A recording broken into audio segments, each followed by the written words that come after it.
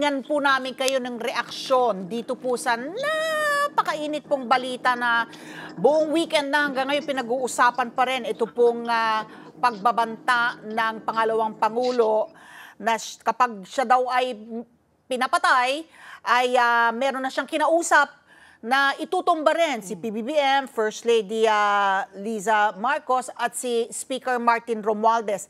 Reaction nyo, and is this actionable? Meron bang po bang nalabag na batas? Emotional outburst lang yan, Ali, Pat, ano? Kasi hindi ko alam kung gaano ang bigat na dalat-dala niya ngayon, given the fact na yung buong pwersa ng House of Representatives ay nakatuon sa kanya.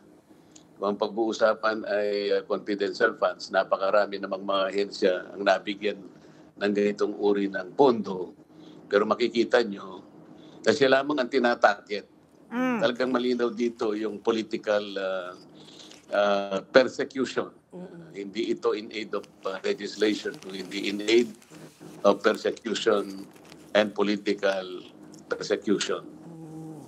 So, kung ako naman, no, kasi nakita po namin kanina sa video at saka sa pictures, isa po kayo sa mga nakasama po, nakapagbisita po kay Attorney Lopez dyan po sa Veterans Medical Center. Can you make us kwento po, no? What happened? Ano yung naging usapan? Ano po yung mga plano moving forward? Si Attorney Lopez ba ay makaka-attend ng hearing mamaya? Pagkatapos ba today, whether she attends or not, papakawalan na po siya. Kayo po, bilang abogado at kasama rin po sa Kamara de Representantes, ano po ang mga hakbang po na kukunin po ninyo? Hindi ko alam yung legal action na gagawin nila. No? Ang pagpunta ko lamang doon, tinignan ko kung anong kalagayan niya. Parang may trauma talaga eh. Hindi ma-advocate yung mata niya. At pag kinakausap ko, yung boses niya talagang mahina. Kung ginawa ko lamang doon, ang pantulong ko, kailangan i-clarify natin ang mga pangyayari. Bakit napunta tayo sa ganitong sitwasyon? Bakit ang House of Representatives ang gumaganap sa tungkulin ng Commission on Audit? Alam mo, ito yung issue na hindi talaga hinaharap eh. Kaya mamaya gusto kong mag-attend ng hearing para linawin ko paano nangyari na ang tungkulin na iniatang mismo ng saligang batas, Commission on Audit, ay kukunin ng isang komite ng House of Representatives at sila umasta na parang nag-audit. Merong legal implication nito eh. May constitutional issue dito eh. Kaya ang nangyari, napunta tayo sa ganitong sitwasyon sapagkat napag-alaman ko na yung abogado kaya lamang siya kinontempt sapagkat pinipilit niyang ipaliwanag sa COA na huwag kayong magpadalos-tulos na magbigay ng impormasyon sa House of Representatives.